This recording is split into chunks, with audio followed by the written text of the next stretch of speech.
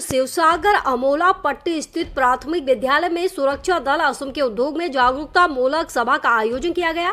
उक्त सभा की अध्यक्षता भास्कर बरवाल, चंद्र चाहू, विश्वजीत खनिकर और बीकी कश्यप ने संयुक्त रूप से की। सभा में उद्देश्य की विस्तृत जानकारी दिंगत चेतिया ने दी। सभा में शिवसागर जिले के उप पौरपालिका अध्यक्ष संजीव बारा विशेष रूप से उपस्थित रहे। शिवसागर से अपर्णा भराली की खास रिपोर्ट। बर्तमान সকলোকে ভয়ংকৰ অৱস্থাত হৈছে ড্ৰাগছৰ যি বিস্তাৰ, ড্ৰাগছে যি ধৰণে সমাজখন সম্পূৰ্ণ কব্জা লৈ আৰু আমি ৰিহেব চেণ্টাৰলৈ যোৱাটো আমাৰ এই হ'ব নালাগিব লাগিব।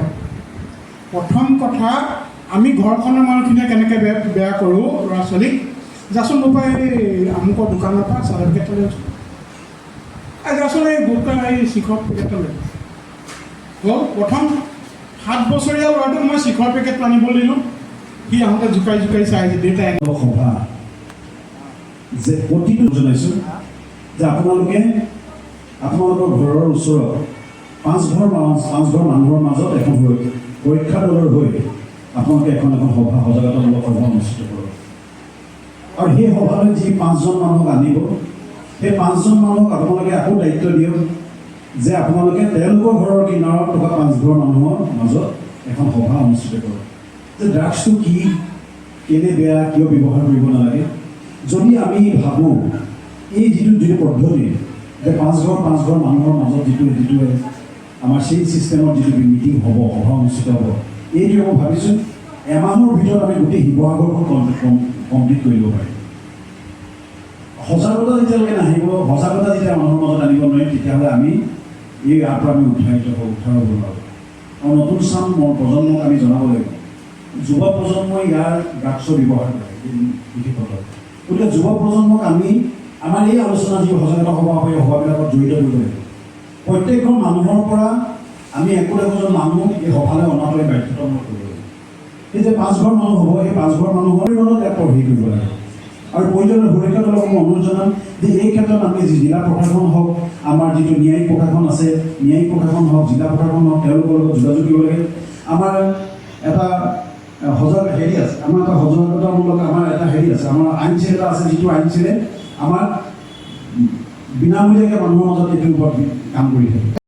আমি তেওঁলোকক নিজৰ শত্ৰু বুলি ভাবিলে নহ'ব। শত্ৰু বুলি কাক ভাবিব লাগিব? যোনে শিৱসাগৰত ড্ৰাগছ পেডেলিং কৰি আছে বা অসমত ড্ৰাগছ পেডেলিং কৰি আছে।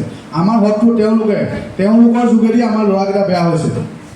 আমাৰ ল'ৰাকেইটাক আমি কেতিয়াও শত্ৰু বনাব নালাগিব। মই আকৌ পুনৰবাৰ একেটা কথাই কৈছোঁ, আমাৰ ল'ৰাকেইটাক আমি বৰ্তমান সকলোতকৈ ভয়ংকৰ অৱস্থাত হৈছে ড্ৰাগছৰ যি বিস্তাৰ, ড্ৰাগছে যি ধৰণে সমাজখন সম্পূৰ্ণ কব্জাত লৈছে, সেইটোৱে হ'ল আমাৰ ভয়ংকৰ সমস্যা। আৰু মই বিকি কাশ্যপ ডাঙৰীয়া সঁচাকৈ অন্তৰৰ পৰা ধন্যবাদ জ্ঞাপন কৰিছোঁ। আৰু তেখেতে সদায় এই ধৰণে সজাগতামূলক সভাবোৰত এই আমাৰ বিশেষকৈ জনতাক তেখেতৰ এই যি অভিজ্ঞতা, এই অভিজ্ঞতাৰ দ্বাৰা সজাগ কৰি ৰাখক। আৰু লগতে আমাৰ আৰু এজন ব্যক্তি আছে চন্দ্ৰ। আৰু আজি এই সভাখন দিয়াৰ মূলত উদ্দেশ্য আমি এই বিষয়টো জানিব লাগিব। ড্ৰাগছে কোনোবা এজন ব্যক্তিয়ে ড্ৰাগছ সেৱন কৰিছে।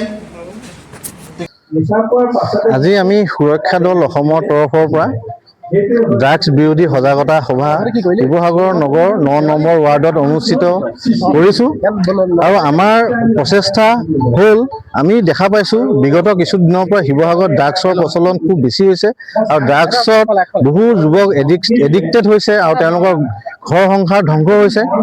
আমি এই সজাগতামূলক সভাখন অনুষ্ঠিত কৰি আমি এটাই প্ৰচেষ্টা ল'ব বিচাৰিছোঁ, আমাৰ এই সভাখনৰ মাধ্যমত যদি এজনো ব্যক্তি ড্ৰাগছৰ পৰা আঁতৰি আহিব পাৰে, তেতিয়াহ'লে আমাৰ সমাজখন আমি ৰক্ষা কৰিব পাৰিম। আৰু এয়া আমাৰ সংগ্ৰাম, এয়া আমাৰ স্থানীয় এই অঞ্চলতে সন্ধিয়া আহিবলৈ শিক্ষক সমাজ অলপ লজ্জিত হয় বা লাজ পায় বা বেয়া পায়। এই বিদ্যালয়খনতে আদি পাঠ শিকোৱা হয়।